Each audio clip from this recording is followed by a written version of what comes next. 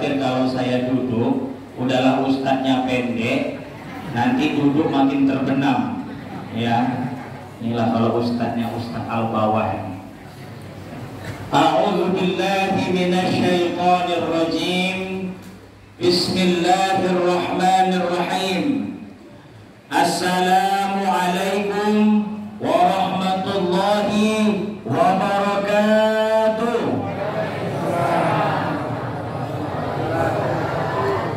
Puasa tadi Bu ya. Nampak jawab salamnya lemas.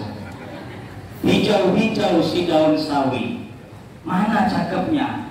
Ini pantun nih, kalau di TV kan gitu, cakep gitu. Coba ya, hijau-hijau si daun sawi. Nah, mantap. Daun sawi dimasak di kuali. Mentang-mentang saya bukan Pak Jokowi, salam saya dijawab lemas sekali. Nah, nih karena puasa gitu ya, kayak ibu aja yang puasa. Kita semua puasa. Saya kasih pantun biar semangat lagi ya. Ini di bumi Melayu ini rasanya tidak afdol kalau kita tidak berpantun. Pak Mamat jualan tomat. Mana cakepnya? Atau Pak Mamatnya nggak cakep kayaknya? Ada Pak Mamat dari sini? Nggak ada ya. Pak Mamat jualan tomat. Yang beli anak Pak Somad. Kalau ibu-ibu bapak-bapak umatnya Nabi Muhammad, jawablah salam saya dengan semang. Dengan semang. Loh, kok ada yang bilang dengan semangka? Dengan semangkal. Jangan karena semangka nih, oh belum habis ya Pak ya. Coba diselesaikan dulu Pak. Dengan semangat. Tapi saya pernah dikerjain sama orang Jakarta. Orang Jakarta hebat-hebat. Dulu saya ceramahnya di Jakarta Bu. Dulu saya sempat masuk TV tahun 2014. Itu waktu saya masih kurus. Sekarang saya sudah gemuk, sudah tidak kuat masuk TV. Jadi sekarang saya udah tidak ikut kokolim lagi. Saya ngurusi pesantren bapak saya di Kandisia. Dulu waktu saya ceramah di Jakarta, saya dikerjain sama orang Jakarta. Saya bilang jawablah salam saya dengan semangat, ya. Pas saya salam, assalamualaikum warahmatullahi wabarakatuh. Mereka jawab semangat. Kamu Ustaz yang bilang tadi jawablah salam saya dengan semangat. Ya kami bilang semangat. Gitu. Bukan ya, jawaban salam yang semangat, yang kompak ya. Karena ini salam persatuan umat Islam sedunia. Silakan bapak-bapak yang punya tenaga dalamnya Pak, silakan keluarkan tenaga dalamnya. Tapi hati-hati, jangan saking semangatnya gigi palsunya terbang. Nah, ini ada yang pakai gigi palsu ini. Kita coba semangat gemuruhnya jamaah masjid apa ini? Masjid Miftahul Jannah dengan jawaban salam persatuan kita. Assalamualaikum warahmatullahi wabarakatuh.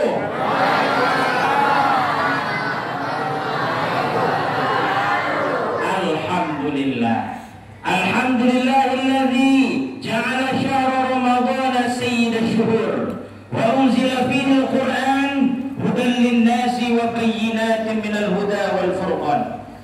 Asyhadu an la ilaha illallah al-malikul haqqul mubin wa asyhadu anna Muhammadar Rasulullah shadiqul wa'dil amin. Allahumma shalli ala sayyidina Muhammadin wa ala alihi wa sahbihi rasulillahi ajma'in. Amma ba'd. Ibu-ibu, apa kabar Bu? Sehat Bu? Nah, ini jamaah Masjid Miftahul Jannah ini banyak ibu-ibu. Nampaknya tak jadi penghuni surga tuh, penghuni neraka yang banyak ibu-ibu. Nampaknya ini penghuni surga yang banyak ibu-ibu. Kita doakan semua jamaah di sini masuk surga, amin. Bapak-bapak juga ternyata tidak kalah ramainya ya. Biasanya bapak-bapak yang sedikit, ibu-ibu yang ramai. Nah, bersyukur kita pada malam hari ini kita masih berkumpul di Masjid Miftahul Jannah dalam rangka pelaksanaan sholat tarawih berjamaah dan safari Ramadan. Ini sebetulnya yang safari Ramadan ini Ustadz Koko Limbo ya, udah keliling dari Sumbar, keliling di Riau, di Air Mole, Inhu, kemudian mampir ke Kuansing. Saya sebetulnya ngikut saja nih Bu. Ngikutnya alhamdulillah qadarullah, takdir Allah. Mungkin kalau tidak karena niat yang baik dari bapak keluarga Bapak Zumriyadi ya, bukan Zoom meeting Bu ya. Zoom meeting itu anak-anak itu sekarang. Nah, Zumriyadi. Ini Ustadz, beliau di Pekanbaru ini adalah mubaligh juga dan kebetulan kampungnya di sini. Insya Allah beliau sekeluarga akan menghibahkan, mewakafkan tanah keluarga beliau yang ada di Sungai Kelelawar. Ya betul. Kelelawar ini suka main di sungai juga Bu ya. Luar biasa Sungai Kelelawar. Ya. Nah, kemudian juga keluarganya Ustadz Herman di Jakarta, Pak Levi. Nah, sekeluarga, masih keluarga juga dengan Pak mantan camat, Pak mantan kades. Kita mudah-mudahan jadi camat Pak ya. Amin. Tersebut saya tadi. Nah, dari mantan kades jadi mantan camat, Pak Elvita ya Pak. Iya. Nah, ini juga menghibahkan 2 hektar. 2 hektar setengah tanahnya di mana tuh Pak? Bocah Timbun.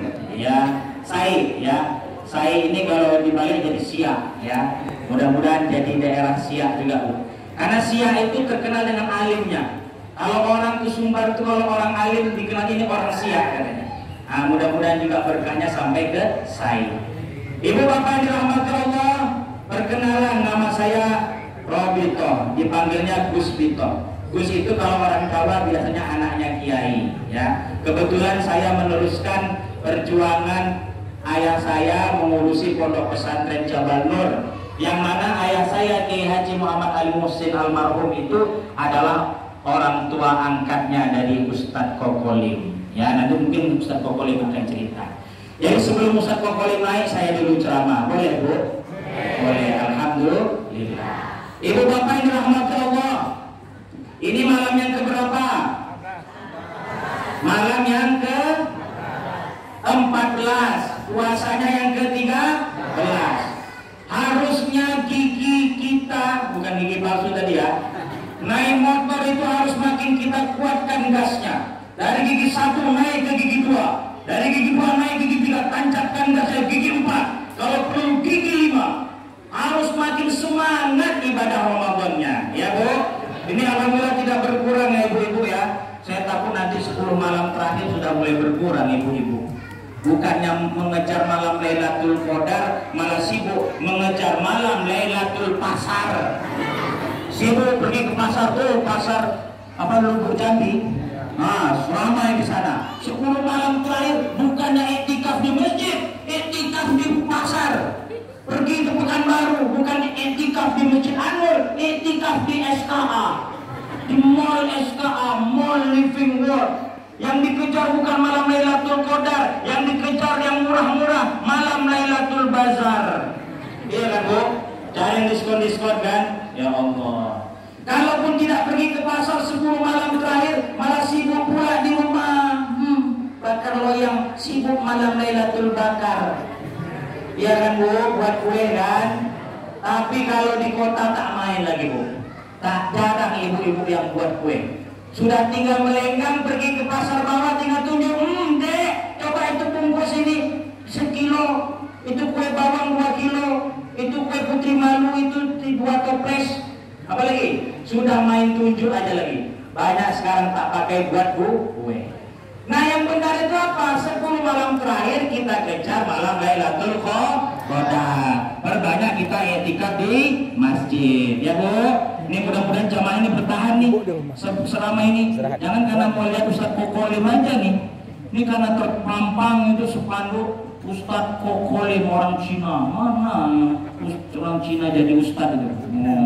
Ini kalau Ustadz Kokolim ini dapat gelar dari bapak saya itu MCC ya Bu ya. MCC, mantan Cino celako. Dulu beliau waktu sebelum mu'alaf. Nah, sebelum mu'alaf. Nanti beliau akan cerita. Hebat Koko ini. Koko ini menemukan Tuhannya sendiri, Bu.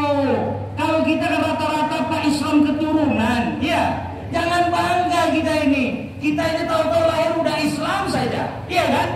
Karena ibu bapak kita Islam kan? Coba kalau ibu bapak kita bukan Islam, belum tentu kita sekarang Islam. Nah, Koko Lim menemukan Tuhannya sendiri. Saya dapat cerita Koko ini dulu waktu SD, kalau pelajaran agama itu kan rata-rata keluar. Yang beragama selain Islam silakan keluar istirahat. Koko nggak mau keluar, Bu. Koko ini mau mendengarkan cerita tentang Nabi, tentang ajaran Islam. Itulah yang membuat Koko tertarik. Koko ini dulu di SD ya, di Dumai kok ya. Nama aslinya Lim Haitai, marganya Tai. Ya Lim ya, marga Lim. Tapi panggilannya tidak bisa orang Dumai sana manggil Lim Haitai, disingkat Tai, Tai, Tai. Itu yang fasih, yang tidak fasih Tai, Tai. Mungkin Koko lagi cerita. Saya suka ngambil cerita Koko sedikit. Ibu bapak yang dirahmati Allah, bersyukur kita pada malam hari ini kita masih hidup. Nih, coba kita nonton berita enggak nih? Ini sekarang Pak, sangat sedih kita. 53 awak kapal selam, kapal Nanggala ya, sampai sekarang belum tahu kita nasibnya. Bersyukur kita sekarang bisa duduk manis, makan kue yang manis, mendengarkan ceramah ustadz yang manis. Iya kan? Enak kita nih Pak. Sebelum Ramadan kemarin terjadi gempa bumi, berapa musibah di Indonesia, termasuk di kampung bapak saya di Jawa Timur. Itu di Lumajang. Banyak rumah mereka yang hancur. Di bulan Ramadan mereka tidak tinggal di dalam rumah, mereka tinggal di tenda-tenda pengungsian. Bagaimana buka mereka? Bagaimana sahur mereka? Sholat tarawih saya lihat di TV dilaksanakan di tenda pengungsian. Bersyukur kita melaksanakan sholat tarawih di masjid kita yang megah ini. Nah, ini bagus nih Pak pengurus masjid ya Pak ya, Pak Muhammad Rum ya Pak. Nah, ini masjid kita sudah indah, sudah cantik, sudah nyaman Bu. Tinggal bagaimana kita memakmurkan masjid, ya Bu, ya Pak. Hati-hati nih, jangan masjid kita buat lebar-lebar, besar-besar, tapi kita tidak membangun sholat di dalamnya. Bertanggung jawab kita membangun masjid yang besar ini. Ini karena tarawih aja ramai, nanti di luar tarawih main tunggal. Imamnya dia, yang azan dia, imam dia, makmum dia. Itu namanya pemain tunggal Pak. Pemain tunggal ya. Nah ini masjid kita harus kita ramaikan. Bersyukur kita masih hidup. Karena Bu, dari tadi saya duduk di sini, saya perhatikan dari sudut ke sudut. Ya Allah, nampak saya rupanya betul calon-calon jenazah. Ya kita ini semua calon jenazah. Nggak tahu siapa yang duluan nih. Entah yang gemuk-gemuk duluan atau yang kurus-kurus yang duluan. Nah, entah habis ini ibu-ibu bapak yang duluan, saya belakangan. Atau habis ini saya belakangan, ibu bapak yang duluan. Sama aja Ustaz. Orang Jawa podo ya. Tidak ada yang tahu. Sekarang siapa yang menjamin? Jangankan kita ketemu Ramadan yang akan datang, kita keluar dari Ramadan ini saja belum tentu kita bisa sampai akhir Ramadan. Saya barusan di WA di perjalanan, ada santri saya namanya Irfan, masih muda Bu. Itu meninggal Bu. Ya tadi malam kecelakaan. Santri saya, tapi udah lulus.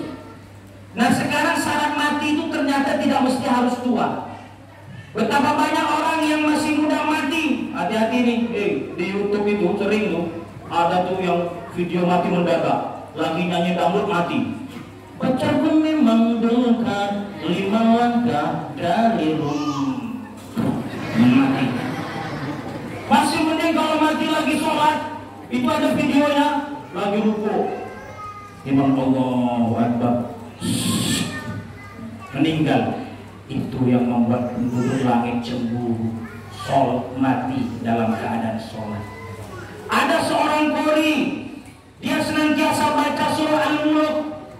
Kebiasaannya baca surah Al-Mulk, maka dia mati ketika baca surah Al-Mulk. Bismillahirrahmanirrahim. Tabarakalladzi biyadihil mulku wa huwa ala kulli syai'in qadir. Alladzi khalaqal mauta wal hayata liyabluwakum ayyukum ahsanu amala. Dia nganggu, langsung dia Itu nganggu itu malaikat pencabut nyawa izin dulu Bu. Nanya, hamba Allah yang soleh, aku akan mengambil nyawamu. Ikhlaskah engkau aku ambil nyawamu? Kalau memang itu perintah Allah, silahkan malaikat. Nganggu, diambil dengan lembut. Kalau yang nyanyi dangdut tadi tak pakai nganggu Bu. Pecerku memang kan malaikat. Habisnya tuh. Ini kita mati biasanya sesuai dengan kebiasaan kita. Masih mending mati pas ngaji, pas sholat. Saya takut kebiasaannya apa Pak? Kebiasaannya salah takbir. Ada di sini orang salah takbir Pak. Itu kalau di hadis banyak Pak. Takbir itu kan angkat tangan, Allahu Akbar. Dia angkat tangan juga, tapi yang keluar bukan suara takbir, yang keluar celetak, celetuk, celetak, celetuk. Tahu nggak Pak itu main apa itu? Main domino. Ada di sini ahli domino? Ada ahli domino? Kalau ahli hisab banyak, ada apa-apa lah ahli hisab rokok. Ini ahli domino. Itu biasanya ngikut itu. Ahli domino, tenggen, wateler. Ada juga kadang-kadang yang sambil minum itu. Saya khawatir di sini nih banyak pemain-pemain handal domino. Nanti lagi main batu domino tertak, celutuk, pas yang ketiga, mati. Memegang batu domino sampai dikubur pun tidak lepas batu domino itu. Na'udzubillah min dzalik. Maka mari sama-sama kita manfaatkan sisa Ramadan yang ada ini. Berarti berapa hari lagi? 17 hari lagi, betul Bu?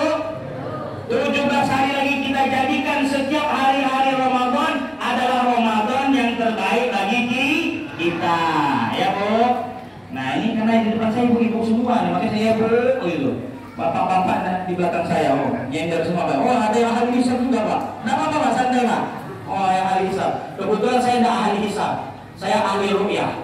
Yang ahli hisab tidak apa-apa, yang penting dengan tausiah, karena ini punya dalilnya Pak. Yang ahli hisab itu punya dalil, dalilnya idza syamsu kuisab.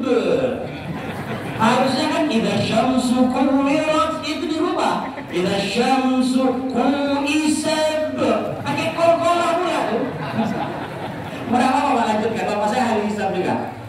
Katanya Pak, rokok itu kan katanya yang di dunia tidak boleh, di surga itu ada. Jadi katanya di surga itu ada rokok Pak. Ada rokok. Cuman masalahnya di surga itu kan dingin, banyak pohon-pohon, rindang, banyak sungai sejuk. Jadi rokok ada, tapi api tak mau hidup di situ. Jadi rokok ada, tapi api tak ada. Jadi kalau mau merokok pergi ngambil api ke api neraka. Jadi di surga ada rokok, tak ada api. Pergilah dia mampir ke neraka sana, bisa mereka balik. Aku nak ambil api, ada suara-suara. Mau ini, aku mau buat enak bisa. Dia nggak baru sini agak seminggu. Ya bercanda ya Pak ya. Nah, yang penting mau ke masjid. Nah, jadi mari kita laksanakan sholat tarawih ini dengan santai. Tadi berapa rakaat Bu? 20, hebat saya dengar cerita tadi. Kalau di pesantren saya Jabal Nur sama Bu, 23 rakaat ya. Rasulullah itu berapa rakaat sih? Wallahu a'lam. Cuman kalau menurut riwayat kata Aisyah, Rasulullah itu sholat Bu, malam-malam tarawih sampai kakinya bengkak. Kira-kira kalau kakinya bengkak itu ada nggak 11 rakaat? Nggak ada. Kalau 11 rakaat itu bukan kakinya yang bengkak, perutnya yang bengkak. Kebanyakan makan. Nah 23 rakaat pun nggak bengkak. Jadi Rasulullah itu kalau tidak rakaatnya dipanjangkan, bacaannya yang kalau tidak rakaatnya dibanyakan, bacaannya yang dipanjangkan. Ustaz, kami kan ngikuti yang di Mekah sana 11 rakaat. Iya, di Mekah sana bacanya satu malam 1 juz.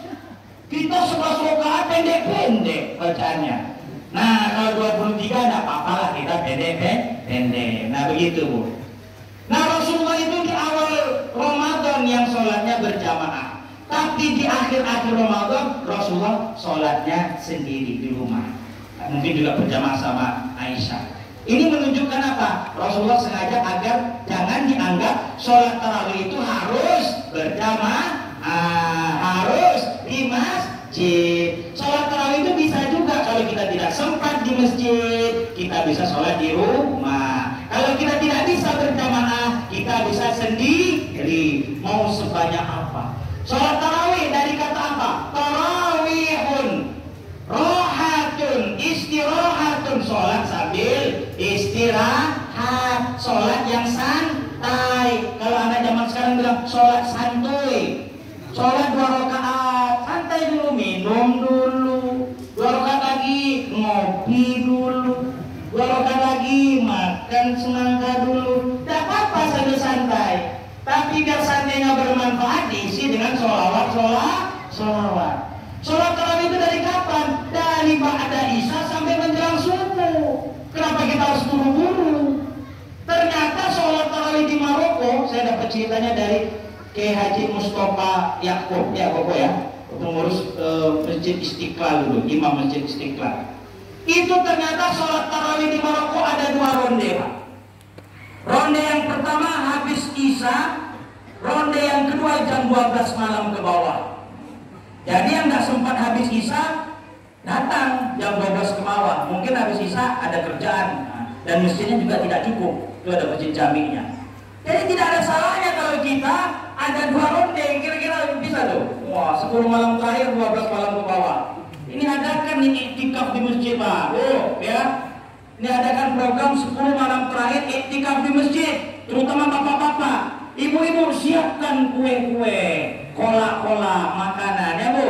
Kalau ibu mau iktikaf di masjid ikut boleh juga. Ustaz, boleh enggak saya iktikaf di rumah Ustaz sama abang? Boleh ya, Bu. Ibu jangan pula pelit, Bu. Udahlah siang puasa, malam masih puasa pula bapak-bapak lagi. Boleh, Bu. Syahrul siam siangnya, malamnya syahrul qiyam. Bulan mendirikan. Apa yang dirikan? Ibadah. Ibadah kan ada banyak, termasuk ibadah malam Jumat. Bapak-bapak tuh kalau malam Jumat tuh suka kambuh penyakit lamanya, Bu. Penyakit emah. Itu enggak mempan pomah, Bu. Milanta juga enggak mempan. Sakit mahnya mah bobo iyo. Itu kan, Pak.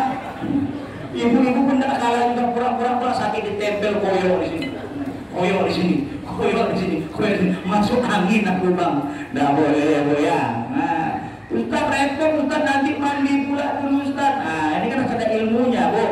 Ibu nanti kalau mandi terlambat mau sahur, ibu dulu kan sahur atau mandi dulu? Sahur dulu, Bu. Nanti jangan kita mandi tidak sempat sahur. Karena syarat untuk puasa itu tidak mesti bersuci, tapi syarat untuk sholat mesti bersuci. Jadi sahur dulu didulukan agar kita bisa dapat sunnah puasa. Baru sebelum sholat kita mandi, ya, Bu. Itu ilmunya, ya, Bu. Ya, saya perlu sampaikan.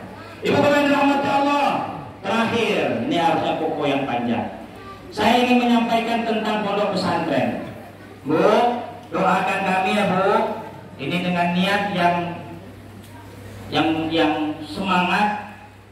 Semua itu diawali dengan niat, mudah-mudahan doakan akan berdiri pondok pesantren di sekitar kita ini, baik itu di Desa Saik atau di Desa Sungai Kelelawar, ya. Mudah-mudahan yang mewakafkan dan menghibahkan Allah berikan amal jariah. Kemudian kami tunggu juga, Ibu, donasi-donasi kita. Bu, Pak, kita selama ini banyak memikirkan membuat rumah di dunia. Saya dari dalam sana masuk di sebelah sungai juga, rumahnya cukup besar-besar, cukup bagus-bagus.